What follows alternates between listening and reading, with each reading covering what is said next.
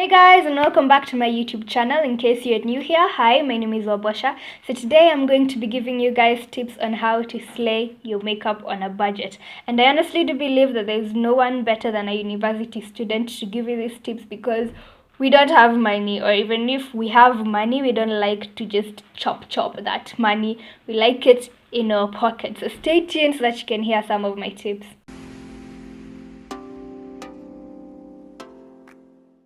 So tip number one, there are certain brands that go for cheaper prices abroad. They call them drugstore makeup brands. Here locally, they don't go for as cheap, but they are still very affordable. And just because these items are very cheap and more affordable than other brands doesn't mean that their quality is horrible. And some of these brands are like the illegals. I have a lot of illegals. I have that. I have the primer, I have the concealers. The other brand that's also usually very affordable is City Color. I have also this in City Color, and also Black Radiance. Black Radiance is also very affordable. So these particular brands are a bit more expensive than they are in the States, because we have to the people bringing them in have to counter for shipping and also get their profit, but they're still way more affordable than brands like Sleek and Floma and Maybelline. Maybelline is actually also a drugstore makeup brand, but I don't know why here in Kenya it's so expensive. So yes, if you're looking for something like, let's say, mascara, and you're on a budget, I'd recommend you start looking at illegals, LA Colors, City Color. You look for such brands first, and then if you can't get, that's when you can go and explore other options.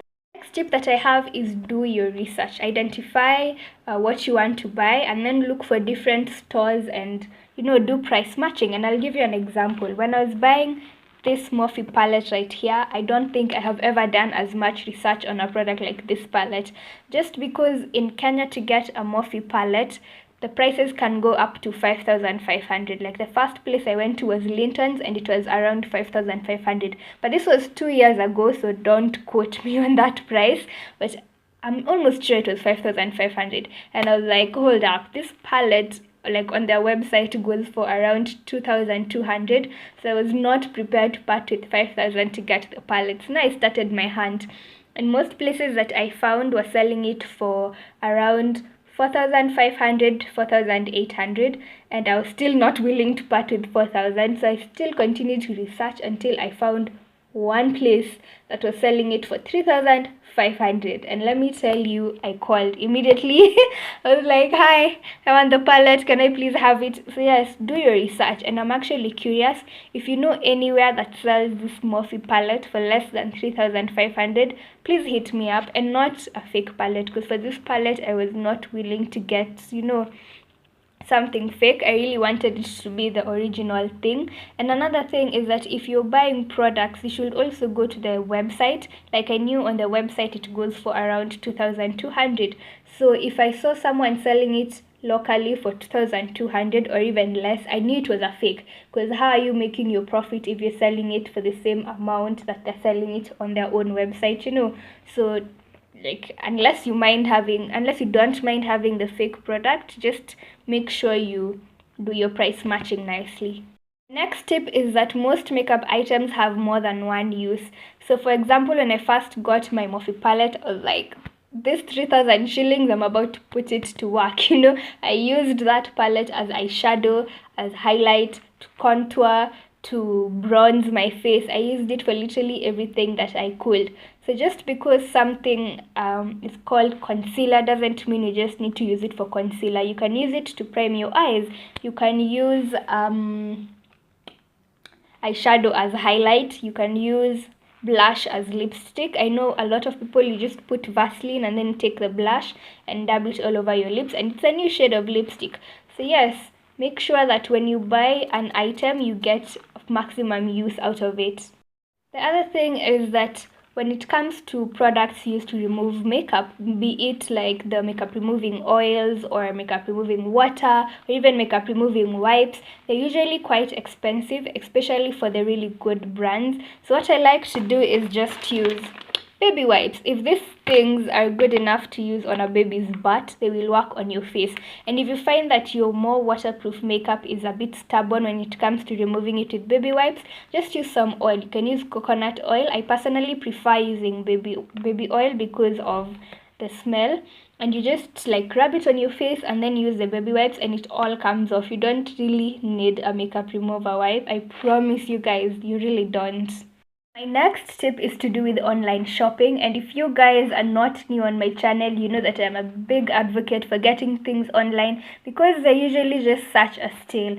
But I'll let you guys in on one secret. If you have ever shopped on Jumia and bought a makeup product, let me tell you, you have bought it for like almost plus half the price. I don't know why Jumia is so expensive when it comes to makeup. So an alternative place that you can use to buy your makeup is Kilimall. If you can compare the prices between Kilimall and Jumia for the exact same product, you will find out that Jumia is just scamming us. Like, if anyone from Jumia is watching, just tell us why your makeup products are so expensive. Like the first time I got into makeup, I remember buying my first foundations from Jumia, and then I went into Super Cosmetics and checked for the same foundation, and it was way less. Like, I don't know why Jumia does this to us, but that's my next tip. If you want a more local brand, I mean a more local place to shop for your makeup that is online, you can try Kilimall, especially for makeup brushes. They do have very nice deals for makeup brushes. And while we're still on this online shopping point, I definitely have to mention AliExpress.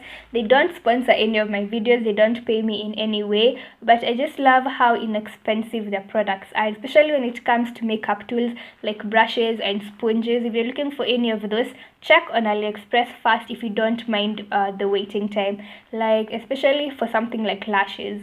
Lashes are very cheap on AliExpress if you don't mind waiting. The only bad thing about lashes is you can wait about 1.5 months for them to come in, and that, I don't know, it's a huge wait. So if you don't feel like waiting those 1.5 months, check Kilimall. Kilimall is where I always buy all my lashes because for some weird reason I always wait until, you know, I'm on my last strip of lash and then I'm like, oh my god, I need more lashes. And Kilimall actually delivers on time. Like, most of the time they'll tell you 3 to 5 business days, but when I order, I often usually just get my item the next day, which is very efficient. So yes, online shopping is your bay if you're on a budget. The only thing is that sometimes you'll have to wait a bit more for your product to arrive. The next step is to do with those makeup stores that are in the CBD, and I'm not talking about Lintons or Beauty Options or Super Cosmetics. Leave those ones alone. I'm talking about those ones that sell makeup, and sometimes you look at them and you're like, no, I'm not buying my makeup from there. I'm telling you, girl, get in there and look at the makeup products that they have, especially like the Davis pencil. The Davis pencil in those shops usually go for around 30 shillings. If you go to Super Cosmetics, you'll pay around 50 or 80 shillings. I'm not sure. So, okay, it might be a small difference for you guys, but that difference is a big difference if you buy eyebrow pencils as much as I do. The other thing that's nice for those shops is the big liners, like this liners right here. These ones go for 50 shillings and they're really nice. Like, look at the pigment on that pencil. It's really beautiful. Only thing about buying makeup in those Vibandas or Du Bois Road, but then some usually look fancy. Like, I feel like I've not mentioned that. The ones that sell the perfumes, I find that if you get into those ones, they usually look really nice and clean and fancy looking. But we all know that these stores usually sell knockoff makeups, and if you have skin like mine, like my skin don't play when it comes to fake makeup, especially like right here. Here is where I usually tell when I have something fake on, because I usually get this very this burning sensation. Yeah, that's how I can describe it, and I usually just feel like get it off of my face. So if your skin reacts like that, you need to be very careful, especially with their foundations and powders. They're usually knockoffs.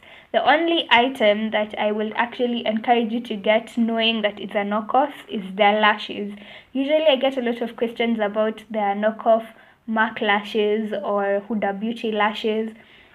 But this is what I think. Remember, I used to tell people, well, if you wear those lashes for like film and camera, you look fine. Like, none will be able to tell you're wearing 100 bob lashes, and there's nothing wrong with wearing 100 bob lashes, by the way.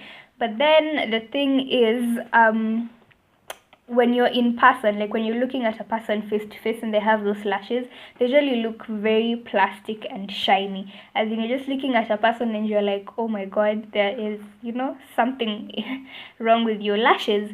So I usually used to advise against them if you're not using them for film or photography. But there is a certain number of lashes that I got.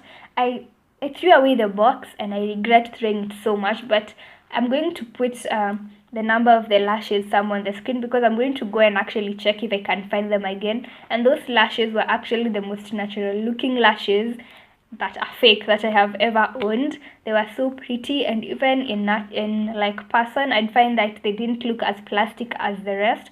So I think maybe the trick is to look for the ones that look one. They're not like heavily joined together. Those ones look a bit more natural. So try and look for those ones if you're looking for cheaper lashes. The last point that I should have basically put together with the online shopping is about the Instagram stores. Now, see, with the Instagram stores, they don't have to pay rent. So that means they don't have to add that extra amount onto the product that you're going to buy, unlike a store with a physical location. So that means their products are cheaper. But then you need to compare both products, just because, sometimes you'll have to pay that $250 for delivery, and the price becomes almost close to the one that's in the store, and it doesn't become really worth it buying something that you can't physically see or used before. So yeah, make sure you weigh your pros and your cons always before you buy something, just so that you know what you're getting is really worth your money. Because the last thing you want to do is spend a lot of money on a product and then you get it and you're like, now what am I going to do with this? Especially with foundation. Unless you know your shade, don't buy foundation online. This is it for today's video. I hope I really didn't talk too much and the video is way longer than it was supposed to be. If you have any more tips, please share with us and leave them down below in the comment section. As usual, don't forget to like, comment, share, and if you're new to this channel, please subscribe down below for new videos every Mondays and Thursdays. Always remember to work hard and have good intentions. Until next time, bye!